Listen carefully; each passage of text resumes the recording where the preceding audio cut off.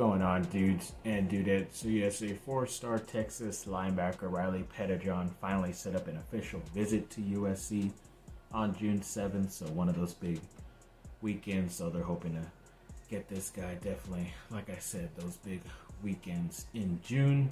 So look forward to that. And then there is a Florida State defensive back, Greedy Vance Jr., who obviously both Duke and USC offered, but I believe he recently did set up a visit from the 18th through like the 21st to USC first. So he is actually in LA right now, and most likely, or pretty soon, I forget what number day it is, but he will be there for this weekend spring games. That'd be pretty cool for him to experience and see. And there was that TCU defensive lineman, Dominic, some people have been saying Demonic Williams. He is supposedly setting up like 6 visits or something like that. But of course, USC is not one of them, even though a lot of people said to look out for USC to be like a high contender for him. But it looks like it's not looking that way. Plus, I don't know how many times a transfer can take visits or not to schools. Maybe he's just checking his homework and doing all his stuff before he gets, an official answer. But I think he will have to make a decision within like 2 weeks. But if you can take that many visits in that amount of time, then I guess I do not know the rules of how many visits. So I'm not going to say USC is officially out of the running for him, but you never know. And a now ex-ASU quarterback, Jaden Rashada, who had his whole big old controversy just even coming out of high school. I think he was supposed to be going to Florida, then backed out of that deal, and then went to Arizona. Now he's leaving again. And I guess it looks like Georgia is his number one destination, but I'm kind of wondering how that works, because I know they just recently signed a 4-star quarterback who wasn't Julian Lewis, and then everybody keeps saying that Georgia is a contender for Lewis, but they've been doing their homework and trying to persuade a lot of these quarterbacks to come around the same time Lewis would be there, and you would think Lewis would want to start right away compared to staying behind a year or two. So maybe they're kind of waving the white flag and trying to get whoever they can, because they know they're most likely not going to get him anymore.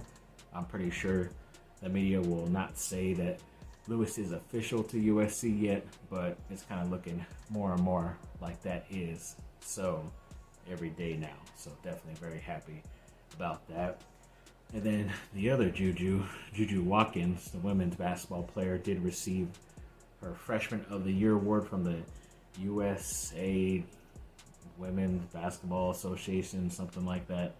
I don't know if we talked about this or not, because she won a bunch of awards, whether it was freshmen or All-Americans, all over the place. So either way, she officially got the trophy now. And yes, at least you can say that she was one of the top freshmen out there in her first season. Then yes, Boogie Ellis is playing in that PIT tournament. I forgot that it's like an actual tournament and they're playing games and stuff, which is pretty cool. But he did get like 19 points, 7 rebounds, and 2 assists in that game. So still looking like a really good shooter and scorer. Probably would like to get those assist numbers up, because he is playing the guard position. But either way, you're a scorer, you could definitely find a spot on an NBA roster, in my opinion. And those Anaheim Ducks, yes, I forget if I talked about this the other day, but they did lose to their rivals, the LA Kings, 1-3, so that sucked. But they did sign a young forward. I think he was from Boston College. His name is Cutter Gauthier. I think that's how you say it.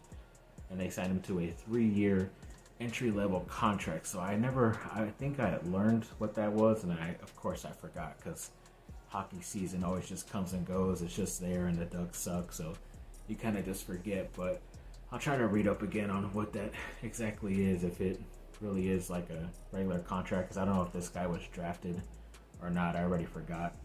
So I don't know if that's like a regular signing that goes on, I guess, as long as you sign them to an entry-level deal. But either way, they did play what I believe was their final regular season game tonight against the Vegas Knights, and were able to get that victory, like 4-1, 3-1, something like that. So yeah, congrats to them, at least ending on somewhat of a high note. Maybe Vegas already clinched their playoff series and didn't care and probably didn't play their starters. But either way, they got a victory. I'm pretty sure they're not in the playoffs, but either way, hopefully they can actually get a number one pick this time compared to always getting like the second or third, maybe even fifth pick sometimes. The lottery is never kind to the Anaheim Ducks. And FanDuel put out the Chargers with the best odds to draft the running back from Michigan, Blake Corum. Pretty obvious because obviously his coach was there, so they do have a nice connection, and he would be pretty good in the Greg Roman system. But like I said, I don't mind him on the team, just hope they don't draft him too high.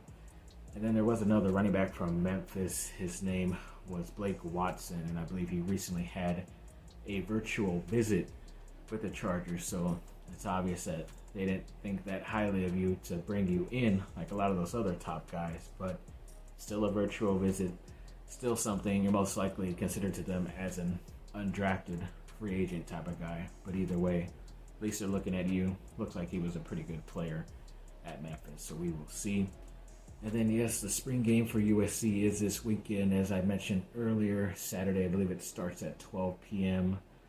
And yeah, I'm gonna get there. I already got the parking tickets because that's all you have to pay for. You don't get a ticket; it's just free anyway. So you just walk in, but it's easier to buy a parking ticket than try to find somewhere to park around there, it's always pretty sketchy. But only like $30, and you're pretty much parking on campus, so it's a nice deal. And try to see if there's any good like sales or something like that, because last time there was like some people selling a bunch of shirts, and we didn't know about it till like after halftime, and a lot of the good shirts and sizes were gone. But we still got a good handful of nice shirts. I think like 5 or 6 for like $20-25, something cheap like that. So hoping they do that again, but also going to be there to support my team and enjoy seeing some of the new guys, some of the guys that returned, new guys that transferred. So yeah, hoping everybody makes it out safe and healthy from that game, and hopefully they can put on a show for everybody there.